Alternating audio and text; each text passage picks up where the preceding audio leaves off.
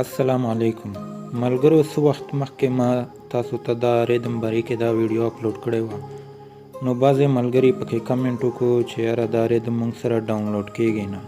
بعضې پکې وویل چې دا اوپن کیږي نه، کرپټ راځي.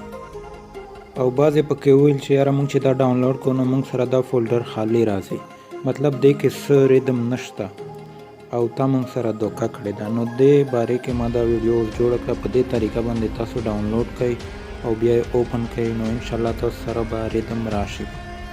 په ټولو نه اول خو تاسو به دا ویډیو اوپن کړئ، هغې نه پس په ډسکرپشن کې به ما د دې فایل لینک درکړی چې دا کوم ریدم دی.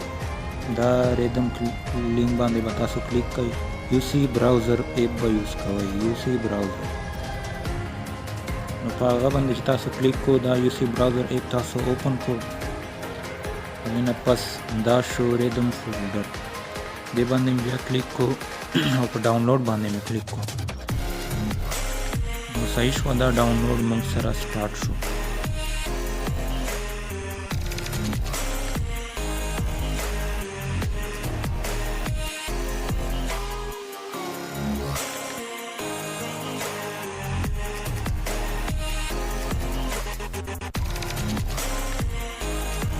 تاسو وګورئ دا ډاونلوډ موږ سره سټارټ شو. صحیح شو.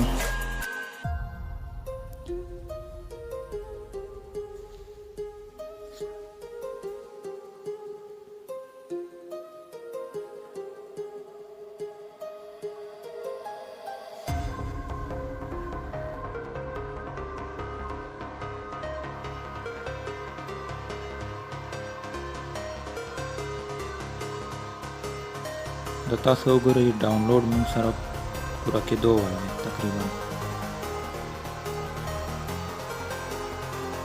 نو دا موږ سره ډاونلوډ شو. اوس به اوپن باندې کلیک کو. اوپن چې کلیک کو نو زیډ آرچیو ایپ به تاسو یوز کوئ، دې باندې به کلیک کوئ. نو دا هغه فولډر اوپن شوه، دا پکې ریدم شول. نو تاسو به ریدم باندې کلیک کوئ، اوپن. پاسورډ به ورکوئ iamraza 99. دا ټول به په وړه انګریزي کې ورکوئ. نو دا موږ سره ریدم اوپن شو.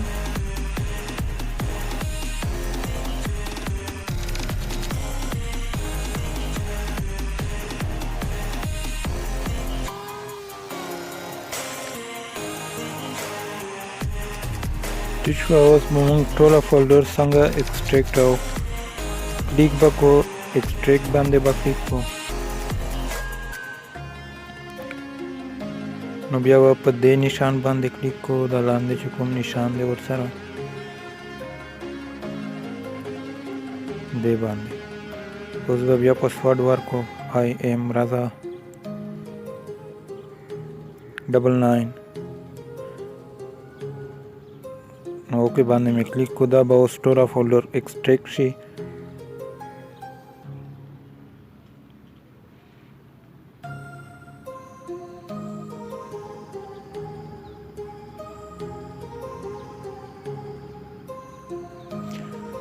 نو دا ریدم به اوس د زیپ فولډر نه بهر راوځي.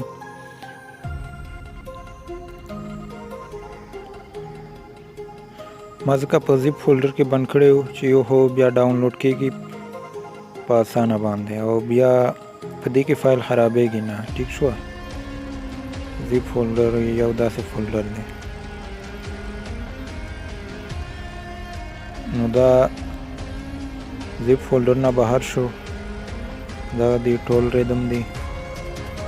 دا به اوس چیک کو. ٹھیک شو. نو دا اوس اوپن دی. تاسو یوز کوئ شئ چې چېرته تاسو ته ضرورت وي نو تاسو دا یوز کوئ شئ.